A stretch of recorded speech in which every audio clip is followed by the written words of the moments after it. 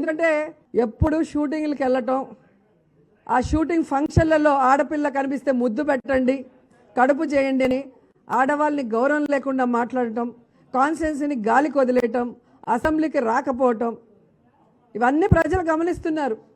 ఈరోజు వచ్చేసి నువ్వు మీసం మెల్లేస్తే ఇక్కడ ఎవరు భయపడే వాళ్ళు లేరని కూడా ఈ సందర్భంగా తెలియజేసుకుంటున్నాను. రాష్ట్ర ప్రజలందరికీ కూడా క్లారిటీ ఉంది.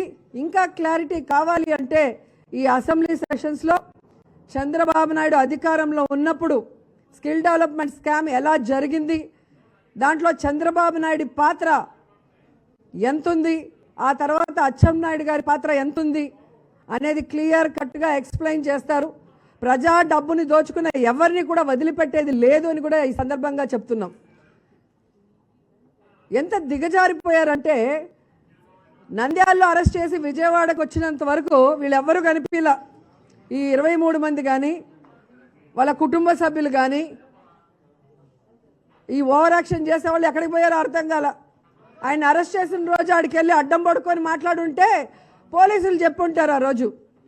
ఆ తర్వాత విజయవాడకు వచ్చి ఏసీబీ కోర్టులో 10 గంటలు విచారణ జరిగినప్పుడు అక్కడొచ్చి మాట్లాడుంటే అప్పుడు చెప్పుంటారు. ఆ రోజు ఎక్కడికి పోయారో వీళ్ళందరూ అర్థం కాల. అసెంబ్లీలో స్పీకర్ గారు ఏం మాట్లాడట్లేదనేసి వీళ్ళ ఇష్టానికి రెచ్చిపోతున్నారే తప్ప వీళ్ళెవ్వరికీ కూడా చంద్రబాబు నాయుడు మీద ప్రేమ లేదు. కేవలం రాజకీయంగా వాళ్ళ ఉనికి కోసం బలవంతంగా ధర్నాలు చేయాలంటే ప్రజలు రావట్లేదు, కార్యకర్తలు రావట్లేదు. కాబట్టి అసెంబ్లీలో ఇలాంటి దౌర్జన్యాలు, రౌడీజాలు చేసి ఏదో ఒక కలరింగ్ ఇచ్చుకోవాలనుకుంటున్నారు. మీరుండేది 23 మంది, మేము ఉండేది 151 మంది. మీకులాగే శాసనసభ మీద మాకు గౌరవం లేకపోతే మీ పరిస్థితి ఏంటో ఒక్కసారి ఆలోచించుకోండి. మేము శాసనసభని గౌరవిస్తాం, చట్టాలని గౌరవిస్తాం, స్పీకర్ని గౌరవిస్తాం. కాబట్టే ఈరోజు సైలెంట్గా ఉన్నాం. ఇలాగే కంటిన్యూ చేస్తే మాత్రం వదిలిపెట్టేది లేదని కూడా ఈ సందర్భంగా తెలియజేసుకుంటున్నాం. ఒక అద్భుతమైన వేదిక అసెంబ్లీ.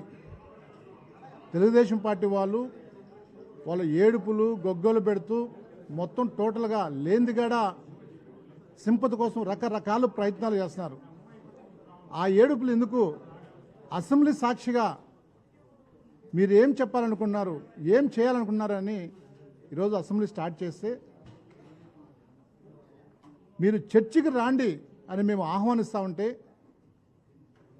ప్రశ్నోత్తరాల టైం ఉన్నాయి, మీరు రాండి మాట్లాడండి అంటా ఉంటే, లేదు ప్రశ్నోత్తరాల టైం అవసరం లేదు అంటే ప్రజల కష్టాలు నష్టాలు మీకు అవసరం లేదు. సరే, మీకు జరిగిన ఏదైతే ఉందో చంద్రబాబు నాయుడు అక్రమ అరెస్ట్ మీరు అంటున్నారు, రాండి చర్చకి రాండి, చర్చిస్తాం అని మా గౌరవ ముఖ్యమంత్రి జగన్మోహన్ రెడ్డి గారు ఆహ్వానిస్తూ అసెంబ్లీ వేదికగా రాండి చర్చకి అంటే మీరు చర్చకి రారు, భయపడతారు. కారణం, మీరు చేసిన అనేకమైన అక్రమాలు, దొంగతనాలు, కట్టుకొత్తలు, క్రియేషన్లు, డోలా కంపెనీలు, అక్రమ కంపెనీలు అన్నీ బయటపడతాయని చెప్పేసి. ఏం మీకు ఈడీ ఇచ్చింది వాస్తవమే కదా, ఐటీ ఇచ్చింది వాస్తవమే కదా, బోగస్ కంపెనీలు నిర్మించింది వాస్తవమే కదా, లేనిది ఉందంటే క్రియేట్ చేసిన వాస్తవమే కదా. సో ఎక్కడ ఎన్ని బయటపడతాయని చెప్పేసి మీ యొక్క ఆందోళన. చర్చకి రారు, అసెంబ్లీ సరిగా ఉపయోగించుకోరు. నిజంగా మీరు నిష్పక్షపాతంగా ఉంటే, మీకు ధర్మంగా అనిపిస్తుంటే, అక్రమ అరెస్ట్ అని ఏదైతే మీరు చెప్పుకుంటున్నారో బయట మీ ఎల్లో మీడియా, నిజంగా మీకు దొమ్మ ధైర్యం ఉంటే చర్చించుంటే అన్నీ బయటపడతాయి. మేము దాన్ని ఆహ్వానిస్తున్నాం, ఆ వేదికను వాడుకోండి. కానీ ఎక్కడ లేకుండా భయపడిపోయేసి మొత్తం టోటల్కి భయపడిపోయి మీరు రకరకాల ప్రయత్నం చేస్తారు. అంటే అసెంబ్లీలో ఏదైతే ఉన్నాయో ట్రెడిషనల్గా సాంప్రదాయంగా జరిగే ఎటువంటి ఎక్కడ లేకుండా స్పీకర్ పైన దాడి, సహచర శాసనసభ్యుల పైన చవాకులు, కామెంట్స్. అంటే దీన్ని బట్టి మీరు ఏం చేస్తారంటే ఎక్కడ తప్పించుకునేది. చంద్రబాబు నాయుడు తప్పు చేసినాడని తెలుగుదేశం పార్టీ స్వయాన ఎమ్మెల్యేలు ఒప్పుకున్నారు, స్వయాన వాళ్ళే ఒప్పుకుంటున్నారు. మేము తప్పు చేసాం కాబట్టి మేము ఏమైనా మాట్లాడాలి, చర్చలో ఏమి చర్చించాలా, ఎక్కడ దొరికిపోతామో, ఎక్కడ తెలుగుదేశం పార్టీ బదనం అయిపోయిందో, ఆల్రెడీ బదనం అయిపోయింది అనేది మీరు అంటున్నారు. నిజంగా మీకు చిత్తశుద్ధి ఉంటే సిబిఎస్ ఎంక్వైరీ అడగాల. మీరు నిజంగా చిత్తశుద్ధి ఉంటే హౌస్లో సిబిఎస్ ఎంక్వైరీ అడగాల. మేము ఖచ్చితంగా ఈ వేదిక పైన సిబిఐ ఎంక్వైరీ మేము వేసేందుకు రెడీగా ఉన్నాం. కానీ అటువంటివి ఏమీ లేకుండా మీరు ఎక్కడ బయటపడతాడో, ఎక్కడ దొంగతనాలు, ఈ మోసాలు, అక్రమాలు ఏ విధంగా తెలుగుదేశం సంబంధించిన ఆనాటి ముఖ్యమంత్రి ఉన్న చంద్రబాబు నాయుడు చేసిన అనేకమైన ఆయన ఘనతలు బయటపడతాయని చెప్పేసి మీరు బయటపడి చర్చకి రాకుండా తోకముడిచే పరిస్థితి ఉన్నది. అవి మీరు నిజంగా చర్చకు వచ్చి మేము మీ ప్రభుత్వం చేసిన మేము తప్పు చేయలేదంటే మీరు చర్చ కానీ పట్టుంటే అప్పుడు మీరు తొడలు కొట్టాలా, మీసాలు తిప్పాలా. ఏమీ లేకుండా టోటల్గా ఏదో సినిమాల్లో డైలాగులు మాదిరి బయట చెప్పుకోవడం అనేది ఇది కాదు. కానీ ఇప్పుడైనా చిత్తశుద్ధి ఉంటే ఈ యొక్క వేదికలు ఉపయోగించుకోండి. మీరు తప్పు చేయలేదంటే రాండి, చర్చ సిద్ధం. మేము చర్చకు ఆహ్వానిస్తున్నాం కదా. బీఎస్సీ గారు రమ్మని చెప్పినాం, అయినా కూడా మీరు వచ్చే పరిస్థితి లేదు. ఎక్కడెక్కడగానే ప్రజల్లో కూడా మీకున్న విశ్వాసం పోతుంది. మీకు విశ్వాసం కోల్పోయారు తెలుగుదేశం పార్టీ వాళ్ళు. ఈరోజు చక్కగా అనేకమైన సంక్షేమ పథకాలు, డెవలప్మెంట్ ఈ రాష్ట్రం జరుగుతున్నాయి. ఎందుకంటే ఒకటే గమనించాలా, కక్షాదింపు ఎక్కడే కానీ గౌరవ ముఖ్యమంత్రి జగన్మోహన్ రెడ్డి గారు కక్షాదింపు లేదు. గడిచిన 4 సంవత్సరాలు మీరు చూసినారా? మాకేమైనా కక్షాదింపు ఉంటే గతంలో ఎప్పుడో చేస్తున్నాం, కానీ ఆ ఉద్దేశం ఎప్పుడు కూడా ఆ ఉద్దేశం మా ప్రభుత్వానికి లేదు, మా గౌరవ ముఖ్యమంత్రి జగన్మోహన్ రెడ్డి గారు లేదు. అందుకే చట్టాన్ని పని చేసుకోబోతుంది. ప్రతి ఒక్క డిపార్ట్మెంట్ ఆల్మోస్ట్ ఐటీ కంపెనీ కానీ, ఈడీ కానీ, అదేవిధంగా సిఈడి కానీ ప్రతి ఒక్కటి కానీ మీకు నోటీస్ ఇచ్చారు. అన్నిటిపైన మీ పైన ఉన్నాయి. ఈరోజు ఇన్నర్ రోడ్డు కానీ, అసైన్ ల్యాండ్స్ కానీ, అనేకమైన భూకంపంలో కానీ అన్ని ఒకటిగా వరుసగా బయటపడతాయి. అందుకే మీరు చర్చకి రావడాలంటే భయపడి పారిపోతున్నారు. ఆ ఊరికే వచ్చే గొడవ చేసేదే కొద్దిగా హెడ్డింగ్స్ కోసం, సెన్సేషన్ కోసం, మీడియా దానికోసం తప్ప మీరు నిజంగా చిత్తశుద్ధి ఉంటే చర్చకి రావాలా. చర్చలో మీరు చేసిన తప్పులన్నీ బయటపడతాయని భయపడి తోకముడిచిపోతున్నారు తప్ప ఇంకోటి లేదు అని చెప్పేసి మేము మీ ద్వారా తెలియజేస్తున్నాం. అందరికీ నమస్కారం.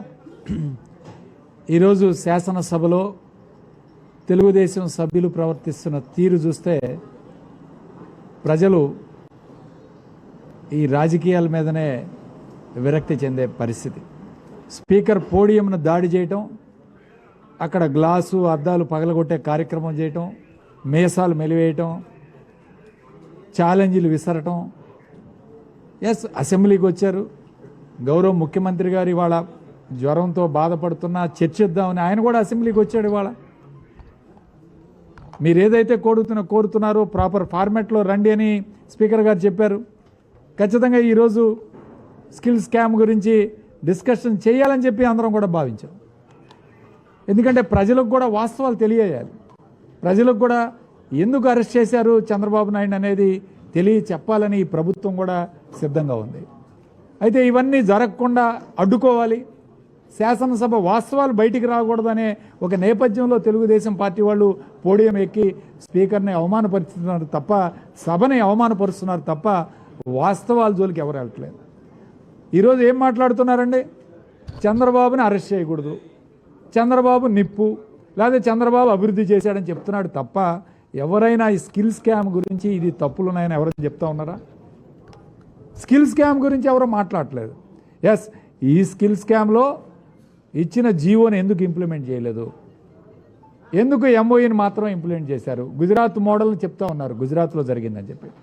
గుజరాత్లో అప్పుడున్న నరేంద్ర మోడీ గారి ప్రభుత్వం 85 కోట్లు రిలీజ్ చేసింది ఈ స్కిల్ స్కామ్లో. దాదాపు సిమెన్స్ కంపెనీ 500 కోట్ల రూపాయలు పెట్టుబడి పెట్టిన తర్వాత గుజరాత్ ప్రభుత్వం 85 కోట్లు రిలీజ్ చేసింది. ఇక్కడ కనీసం సిమెన్స్ కంపెనీ రూపాయి కూడా పెట్టకుండా 371 కోట్లు ఏ విధంగా రిలీజ్ చేస్తారు? ఇది గుజరాత్లో జరిగిన అంశం ఏంటి, ఇక్కడ రాష్ట్రంలో జరిగిన అంశం ఏంటి? ఈ రెండింటి మధ్య తేడా ప్రజలు గమనించాలి. ఈరోజు దాన్ని గమనించాలి. శాసనసభలో దాన్ని మేమంతా కూడా చర్చించాలని చెప్పి ఈరోజు అందరం కూడా వస్తే, ఈరోజు కేవలం వాళ్ళు మాట్లాడేది చంద్రబాబు నిప్పు, చంద్రబాబుని అరెస్ట్ చేయకూడదు, అభివృద్ధి చేశాడని చెప్తా ఉన్నాడు. కానీ తప్పు చేయలేదు అని చెప్పి ఎవరైనా చెప్పారా? ఓటుకు నోటు కేసులో చంద్రబాబు నాయుడు అడ్డంగా దొరకలేదా? అడ్డంగా దొరికి హైదరాబాద్ను వదిలేసి పారిపోయి రాలేదా? చంద్రబాబు నాయుడు ఏ విధంగా తప్పు చేయలేదు? ఇప్పటికైనా చెప్పాడు ఆ గొంతు స్వరం నాది కాదు అని.